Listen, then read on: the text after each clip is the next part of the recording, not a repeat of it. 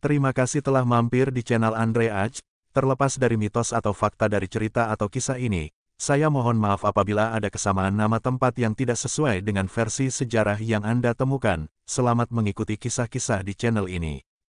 Jangan lupa subscribe, like, and comment, agar cerita selanjutnya bisa Anda dengarkan. Sampai hari ini, kita masih disuguhkan mitos Ratu Pantai Selatan, sering juga disebut Ratu Laut Selatan atau juga Nyai Roro Kidul sebagaimana lidah Jawa menyebutnya. Boleh dipercaya boleh juga tidak, Nyai Roro Kidul mempunyai istana dan berkuasa di Laut Selatan, yang dalam posisi hari ini bisa dikatakan sebagai Samudra Hindia, dan secara tradisi, menikah dengan Raja-Raja Mataram Islam. Ada pendapat dari Pramudia Anantatur, barangkali, bahwa datangnya mitos Ratu Pantai Selatan ini akibat dari semakin tidak berkuasanya Mataram atas lautan sehingga untuk tetap meyakinkan rakyat bahwa Mataram tetap berjaya di lautan, diciptakanlah Nyai Roro Kidul. Kisah ini sampai pada kita sekitar tahun 1587 Masehi, yaitu ketika Mataram berdiri sebagai kerajaan merdeka di bawah Panembahan Senopati. Sebelum Mataram berdiri, hampir tidak ada cerita Ratu Pantai Selatan ini seperti yang sampai pada kita hari ini. Tetapi, Presiden Soekarno, demi membangkitkan Indonesia Jaya dan keharusan Indonesia untuk menguasai laut agar menjadi bangsa yang besar tampaknya juga tidak bisa lepas dari lingkaran kisah ini. Katanya, sebagaimana yang dilaporkan Wenry Wanhar, proklamator kemerdekaan Indonesia itu mengisahkan, sejak zaman lampau, apalagi sejak zaman Mataram Islam, ada tradisi yang mengatakan bahwa raja hanyalah bisa menjadi raja yang besar dan kuat, pimpinan hanyalah bisa menjadi pimpinan yang kuat, jikalau beristrikan Ratu Pantai Selatan. Maka tak heran beredar cerita bahwa Bung Karno punya hubungan khusus dengan sang ratu. Beberapa pekan belakangan, saya menetap di Pantai Citepus, Pelabuhan Ratu, Sukabumi, Jawa Barat. Dari penduduk setempat, didulang kabar bahwa dahulu kala Bung Karno acap kali datang ke Kampung Teluk. Mitos Ratu Pantai Selatan tersebut dalam satu sisi sebagaimana sampai pada Bung Karno dan generasi sekarang memang tampak jelas merindukan Indonesia yang jaya sebagai negara maritim sebagaimana pernah dialami Sriwijaya dan Majapahit. Tetapi apakah pernah ada tokoh historis yang menyejarah dan berkuasa atas Laut Selatan lalu kian lama menjadi dongeng Nyai Roro Kidul atau Ratu Pantai Selatan ini? Kalau kita berpijak pada pengertian selatan hari ini atau pada geopolitik Mataram yang makin tersudut ke pedalaman Jawa Tengah bagian selatan, Laut Selatan itu akan menunjuk pada Samudera Hindia. Tetapi kalau kita berpijak pada geopolitik yang lampau setidaknya di masa Ratu Sima sekitar tahun 674 Masehi, selatan itu bisa jadi adalah bagian dari geopolitik Kekaisaran Tiongkok, yang dikenal juga sebagai Kerajaan Tengah atau Pusat, sementara barat bagian dari geopolitik India yang masyhur dengan dinasti Baratanya. Begitulah dalam kitab sejarah dinasti Tang 618-906 Masehi, Kalingga disebutkan terletak di sebuah pulau di Laut Selatan. Sartono Kartodirjo DKK, Sejarah Nasional Indonesia II, Departemen Pendidikan dan Kebudayaan, Jakarta, 1976-73-74. Apakah dengan demikian Ratu Sima yang disegani negara-negara asing, termasuk kerajaan dari Arab itu adalah gambaran dari sosok Ratu Laut Selatan itu? Gambaran penguasa Laut Selatan yang disegani dan barangkali juga menimbulkan ketakutan pada Kekaisaran Tiongkok semakin nyata pada diri Tribhuwana Tunggadewi dari Majapahit yang berkuasa dari tahun 1328 sampai 1351 Masehi. Di bawah kekuasaan Tribhuwana, cita-cita Kertanagara sebagaimana yang dinyatakan dalam Sumpah Palapa Gajah Mada yaitu menyatukan Nusantara relatif sudah terpenuhi. Kemaharajaan Nusantara yang luas itulah yang diwariskan kepada anaknya Hayam Wuruk. Keberanian dan ketegasan Tribhuwana barangkali hanya isapan jempol. Sejarah pun tampak mengecilkan peran raja perempuan ini dan para penulis lebih suka menonjolkan sang lelaki Mahapati Gajah Mada dalam menyatukan Nusantara dan membesarkan Majapahit. Agus Aris Munandar menyodorkan Gajah Mada yang bernama lain juga Jirnodara sebagai pembangun Caitya untuk Kertanagara dan prasasti yang memuat berita ini dinamakannya Prasasti Gajah Mada. Agus Aris Munandar, Gajah Mada, Biografi Politik, Komunitas Bambu, Jakarta, 2010.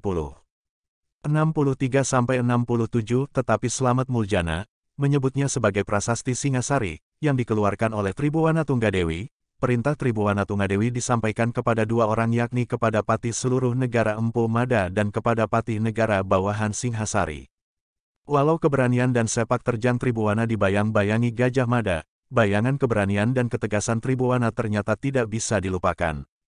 Untuk mengenang keabadian Tribhuwana, Arca Parwati, Sakti Siva Mahadewa, yang bila marah menjadi Dewi Kali yaitu Dewi kematian tanpa ampun bagi siapapun, dilekatkan kepadanya.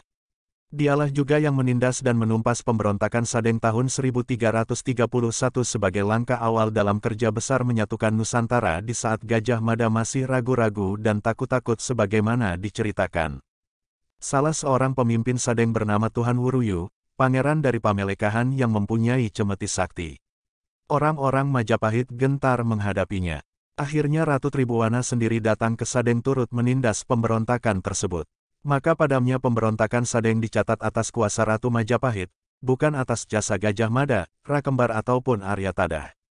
Dengan keberanian dan ketegasan, Tribhuwana mengantarkan Majapahit menuju puncak kejayaan dan kemegahan, lantas mengundurkan diri demi kemajuan putra terkasihnya Hayam Wuruk. Pantaslah kiranya jika Tribhuwana adalah Ratu Laut Selatan yang sesungguhnya. Memang, menceritakan keberadaan ratu perempuan yang berjaya terus-menerus ke generasi penerus yang barangkali kondisi masyarakatnya tidak rela perempuan memimpin sebagai raja adalah tindakan yang sangat berat. Makin lama, Ratu Laut Selatan yang historis itu pun lenyap. Walaupun Sultan Agung menyatakan diri sebagai pewaris sah dari Raja-Raja Majapahit, pun dalam babat Tanah Jawi tercantum Raja Besar Majapahit Hayam Wuruk dan kita mengerti bahwa Tribhuwana adalah raja perempuan sebelum Hayam Wuruk. Ternyata para pujangga Mataram tak memasukkannya sebagai bagian dari raja-raja pendahulu. Tetapi jelas lebih suka menyodorkan dongeng Nyai Roro Kidul. Dongengan patriarkis ini pun terus berlanjut, bahkan Bung Karno semakin memperkuat bahwa perempuan raja itu tidak ada, tetapi lelaki, beristrikan Ratu Pantai Selatan, lah yang akan jaya, sebagaimana raja-raja Mataram. Kepulauan Indonesia berada di antara dua samudera. Pertemuan Samudera Hindia dan Samudera Pasifik. Ada kisah yang melegenda di samudera ini, Nyai Roro Kidul, Ratu Pantai Selatan. Presiden Soekarno berkali-kali membuka cerita tentang ratu atau putri yang berstana di Pantai Selatan, Samudera Hindia. Ratu Loro Kidul, ratu dari Lautan Selatan, ratu dari samudera yang dulu bernama Samudera Hindia, tetapi kemudian kita robah dengan nama Samudera Indonesia, saudara-saudara, kata Bung Karno, di Istana Merdeka, Jakarta, tanggal 17 Juli tahun 1959, saat melantik R.E.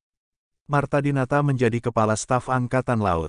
Proklamator kemerdekaan Indonesia itu mengisahkan, sejak zaman lampau, apalagi sejak zaman Mataram Islam, ada tradisi yang mengatakan bahwa raja hanyalah bisa menjadi raja yang besar dan kuat, pimpinan hanyalah bisa menjadi pimpinan yang kuat, jikalau beristrikan Ratu Pantai Selatan. Maka tak heran beredar cerita bahwa Bung Karno punya hubungan khusus dengan sang ratu. Beberapa pekan belakangan, saya menetap di Pantai Citepus, Pelabuhan Ratu, Sukabumi, Jawa Barat.